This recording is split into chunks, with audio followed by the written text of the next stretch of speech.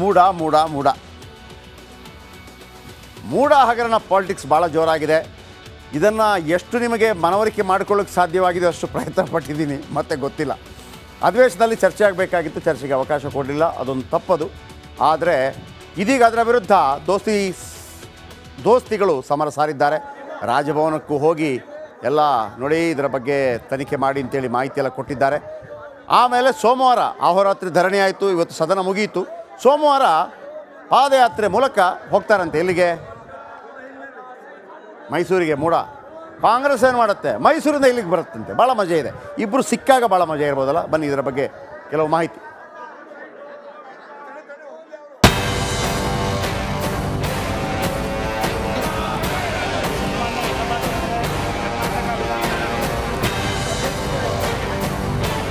ಮೂಡ ಹಗರಣ ಸದನದಲ್ಲಿ ಮತ್ತೆ ಗದ್ದಲಕ್ಕೆ ಕಾರಣವಾಗಿದೆ. ಅಹೋರಾತ್ರಿ ಧರಣಿ ಸತ್ಯಾಗ್ರಹ ನಡೆಸುತ್ತಿರುವ ಬಿಜೆಪಿ ಹಾಗೂ ಜೆಡಿಎಸ್ ಸದಸ್ಯರು ಸದನ ಆರಂಭವಾಗುತ್ತಿದ್ದಂತೆ ಗದ್ದಲ ಉಂಟು ಮಾಡಿದ್ರು. ಮೂಡಾದಲ್ಲಿ ಸಿಎಂ ತಪ್ಪಿಲ್ಲ ಎಂದ್ರೆ ಚರ್ಚೆಗೆ ಯಾಕೆ ಮುಂದಾಗುತ್ತಿಲ್ಲ ಎಂದು ವಿಪಕ್ಷ ನಾಯಕ ಆರ್ ಅಶೋಕ್ ಪ್ರಶ್ನಿಸಿದ್ರು.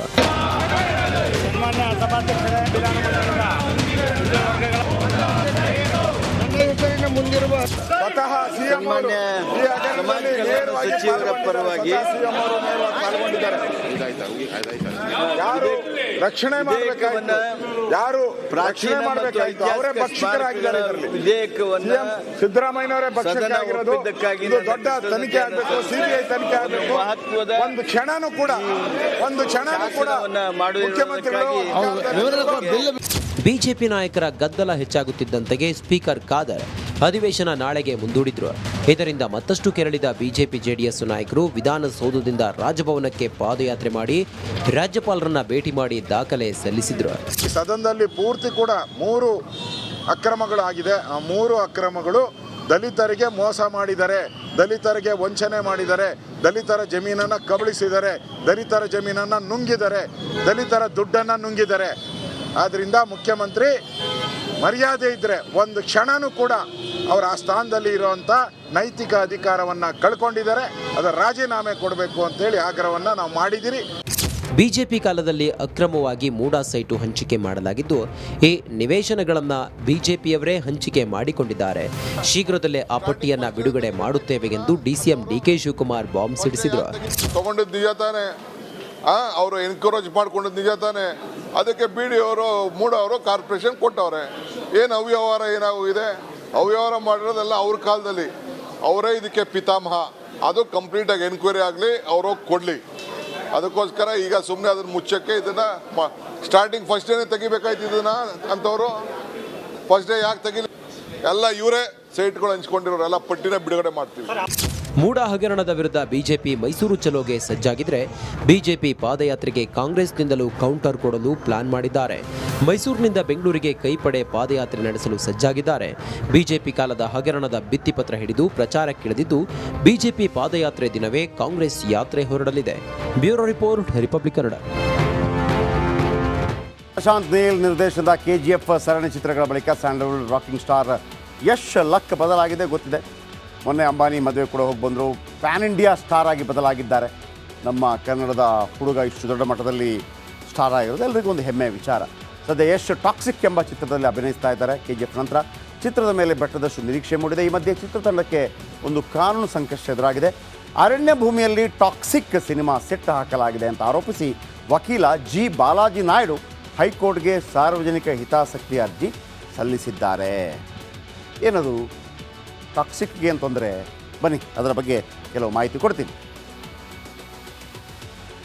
ಈ ಸಿನಿಮಾ ಟಾಕ್ಸಿಕ್ ಸಿನಿಮಾ KGF ನಂತರ ದರ್ಶನ್ ಅವರ ಬಹುನಿರೀಕ್ಷಿತ ಸಿನಿಮಾ. ಮಲಯಾಳಂನ ಗೀತು ಮೋಹನ್ ದಾಸ್ ಈ ಸಿನಿಮಾದ ನಿರ್ದೇಶಕಿಯಾಗಿದ್ದಾರೆ. ಇನ್ನು KGF ಆದ ನಂತರ ಬಹಳ ನಿರೀಕ್ಷೆ ಇರೋ ಕಾರಣಕ್ಕಾಗಿ ಭರ್ಜರಿ ಆ್ಯಕ್ಷನ್ ಸೀಕ್ವೆನ್ಸ್ ಇರುತ್ತೆ ಟಾಕ್ಸಿಕ್ ಸಿನಿಮಾದಲ್ಲಿ. ಒಂಥರ ಟೈಟ್ಲೇ ಭಾಳ ಮಜವಾಗಿದೆ. ಬರೋಬ್ಬರಿ 170 ಕೋಟಿ ವೆಚ್ಚದಲ್ಲಿ ಈ ಚಿತ್ರ ತಯಾರಾಗ್ತಾ ಇದೆ. ಆಮೇಲೆ ಬಹಳ ಮುಖ್ಯವಾಗಿ ಡ್ರಗ್ ಮಾಫಿಯಾ ಬಗ್ಗೆ ಬೆಳಕು ಚೆಲ್ಲಲಿದೆ. ಇಂಥ ಒಂದು ಪಿಕ್ಚರ್ನ ಅಗತ್ಯ ಇದೆ. ಡ್ರಗ್ ಮಾಫಿಯಾ ಅಂದರೆ ಅದನ್ನು ಉತ್ತೇಜಿಸೋದಲ್ಲ, ಅದನ್ನು ಹೆಂಗೆ ತಹಬದಿಗೆ ತರೋದು ಅಂತ ಬೇಕಾಗಿದೆ. ಇದು 2025ರಲ್ಲಿ ಪಾನ್ ಇಂಡಿಯಾ ಮಟ್ಟದಲ್ಲಿ ರಿಲೀಸ್ ಆಗುತ್ತಂತೆ. ಆಮೇಲೆ ಈ ಸಿನಿಮಾ ನಿರ್ಮಾಣ ಮಾಡ್ತಾ ಇರೋದು, ಟಾಕ್ಸಿಕ್ ಚಿತ್ರ ನಿರ್ಮಾಣ ಮಾಡ್ತಾ ಇರೋದು KVN ಸಿನಿಮಾ ಸಂಸ್ಥೆ, ಭಾಳ ದೊಡ್ಡ ಸಿನಿಮಾ ಸಂಸ್ಥೆ. ಆಮೇಲೆ ಟಾಕ್ಸಿಕ್ ಸಿನಿಮಾಗೆ ಸೂಪರ್ ಸ್ಟಾರ್ ನಯನತಾರಾ ನಾಯಕಿಯಾಗಿ ಅಭಿನಯಿಸ್ತಾ ಇದ್ದಾರೆ. ಏನು ಸಂಕಷ್ಟ ಆಗಿದ್ರೆ ಎಲ್ಲ ಓಕೆ, ಎಲ್ಲ ನಡೀಲಿ, ಯಾರು ಬೇಡ ಅಂದರು. ಅರಣ್ಯ ಭೂಮಿಯಲ್ಲಿ ಸಿನಿಮಾ ಸೆಟ್ ಹಾಕಿದ ಆರೋಪ ಇದೆ. ಹೌದಾ? ಅರಣ್ಯ ಭೂಮಿಯಲ್ಲಿ ಹೆಂಗೆ ಬಿಡ್ತಾರೆ? ಸಿನಿಮಾ ಸೆಟ್ ತೆರವುಗೊಳಿಸುವಂತೆ ದೂರು ದಾಖಲಾಗಿದೆ ಕೋರ್ಟಲ್ಲಿ. ಈ ಅರಣ್ಯ ಭೂಮಿ ಇದೆಯಲ್ಲ, ಅದು ಭಾಳ ದೊಡ್ಡ ತಲೆನೋವು ರೀ. ಅದು ಮನೆ ಇದ್ದರೂ ಕೂಡ ಎತ್ತಾಕೊಂಡು ಹೋಗ್ತಾ ಇರ್ತಾರೆ. ಅವರನ್ನು ಕೇಳೋರಿಲ್ಲ ಹೇಳೋರಿಲ್ಲ. ಅದು ಆ ಸ್ಟ್ರಿಕ್ಟ್ ಬೇಕು. ಅರಣ್ಯ ಉಳಿಸ್ಬೇಕು ಅಂತಂದರೆ ಎಲ್ಲ ನಿಲ್ಲಿಸಬೇಕಾಗುತ್ತೆ. ಆ ಸಂದರ್ಭದಲ್ಲಿ ಕೆಲವು ಈ ಆದಿವಾಸಿಗಳೆಲ್ಲ ಅಲ್ಲಿರ್ತಾರೆ, ಅವರಿಗೆಲ್ಲ ತೊಂದರೆ ಆಗಿದ್ದು ಕೂಡ ಸತ್ಯ. ಹಾಗಂತ ಅರಣ್ಯ ಭೂಮಿಯಲ್ಲಿ ಇಂಥ ಆಟ ಆಡೋದು ಸರಿ ಕೂಡ ಅಲ್ಲ. ಆದರೆ ಈ ಟಾಕ್ಸಿಕ್ ವಿಚಾರ ಏನು ನೋಡಿ. ಈಗ ಈ ಅರಣ್ಯ ಭೂಮಿ ಇದೆಯಲ್ಲ, ಈ ಭೂಮಿ ಮೊದಲು HMT ವಶದಲ್ಲಿತ್ತು. HMT ಕಂಪನಿಗಳ ವಶದಲ್ಲಿರುತ್ತೆ. ಆಮೇಲೆ ಕೆನರಾ ಬ್ಯಾಂಕ್ಗೆ ಭೂಮಿ ಮಾರಾಟ ಮಾಡುತ್ತೆ HMT. ಸಾಲ ತೊಗೊಂಡಿರ್ತಾರೋ ಮತ್ತೊಂದು ಏನೋ ಕಾರಣಕ್ಕಾಗಿ ಕೊಟ್ಟಿರ್ತಾರೆ, ಶ್ಯೂರಿಟಿ ಎಲ್ಲ ಆಗಿತ್ತೋ ಏನೋ ಗೊತ್ತಿಲ್ಲ, ಅದು ನಮಗೆ ವಿಷಯ ಅಲ್ಲ. ಈಗ ಸೆಟ್ ಹಾಕಲು KVN ಸಂಸ್ಥೆಗೆ ಕೆನರಾ ಬ್ಯಾಂಕ್ ಅನುಮತಿ ಕೊಡುತ್ತೆ. HMTಯಲ್ಲಿದ್ದ ಜಾಗ ಕೆನರಾ ಬ್ಯಾಂಕ್ ಕಂಟ್ರೋಲ್ ಬರುತ್ತೆ. ಕೆನರಾ ಬ್ಯಾಂಕ್ ಹತ್ರ ಕೇಳಿಬಿಟ್ಟು KVN ಸಂಸ್ಥೆ ಅಲ್ಲೊಂದು ಸೆಟ್ ಆಗುತ್ತೆ. ಸಾಮಾನ್ಯ ಭೂಮಿ ಆಗಿದ್ದರೆ ಯಾವುದೇ ಅಡ್ಡಿ ಇರ್ತಾ ಇರಲಿಲ್ಲ. ಆದರೆ ಕೆನರಾ ಬ್ಯಾಂಕ್ ವಶದಲ್ಲಿರೋದು ಅರಣ್ಯ ಭೂಮಿ. ಅರಣ್ಯ ಭೂಮಿಯಲ್ಲಿ ಅನಧಿಕೃತವಾಗಿ ಸೆಟ್ ಹಾಕಲಾಗಿದೆ. ರೋಡ್ ಮಾಡೋಕ್ಕೆ ಬಿಡೋಲ್ಲ ನಾವು ಅಲ್ವಾ? ಎಷ್ಟು ದೊಡ್ಡ ಗಲಾಟೆ ಆಗುತ್ತೆ. ಒಂದು ಸಣ್ಣ ಮನೆ, ಸರ್ 50 ವರ್ಷಗಳಿಂದ ಇದ್ದಾರೆ ಮನೆನೋ, ಹೊರಗೆ ಅಂತೀವಿ. ಕಾಂತಾರ ಸಿನಿಮಾದಲ್ಲಿ ನೋಡಿದ್ರಲ್ಲ, ಎಲ್ಲ ಕಳಿಸ್ಬಿಟ್ಟು ಹಂಗೆ. ಎಲ್ಲಿದು? ಪೀಣ್ಯ ಪ್ಲಾಂಟೇಶನ್ ಜಮೀನಲ್ಲಿ ಬೃಹತ್ ಸೆಟ್ ಹಾಕಿದ್ದಾರೆ. ನಮ್ಮ ಇಲ್ಲೇ 20 ಎಕರೆಗೂ ಹೆಚ್ಚು ಪ್ರದೇಶದಲ್ಲಿ ಸೆಟ್ ಹಾಕಿದೆ ಚಿತ್ರತಂಡ. ಈಗ ಹೈಕೋರ್ಟ್ನಲ್ಲಿ ವಾದ ಮಂಡಿಸಿದ್ದಾರೆ ಅರ್ಜಿದಾರರು. ಸರ್ಕಾರ ಮತ್ತು ಇದೀಗ ಕೋರ್ಟ್ ಸರ್ಕಾರ ಮತ್ತು HMT ಕಂಪನಿಗೂ ನೋಟಿಸ್ ಜಾರಿ ಮಾಡಿದೆ. ಬನ್ನಿ ಉತ್ತರ ಕೊಡಿ ಅಂತೇಳಿ. ಆಗಸ್ಟ್ 19ಕ್ಕೆ ವಿಚಾರಣೆ ಮುಂದೂಡಿ ಹೈಕೋರ್ಟ್ ಪೀಠ ಆದೇಶ ನೀಡಿದೆ. ಆಗಸ್ಟ್ 19ಕ್ಕೆ ಏನಾಗುತ್ತೆ ಕಾದು ನೋಡೋಣ. ಅದರ ಬಗ್ಗೆ ನಿಮಗೆ ಅಪ್ಡೇಟ್ ಕೊಡ್ತೀನಿ.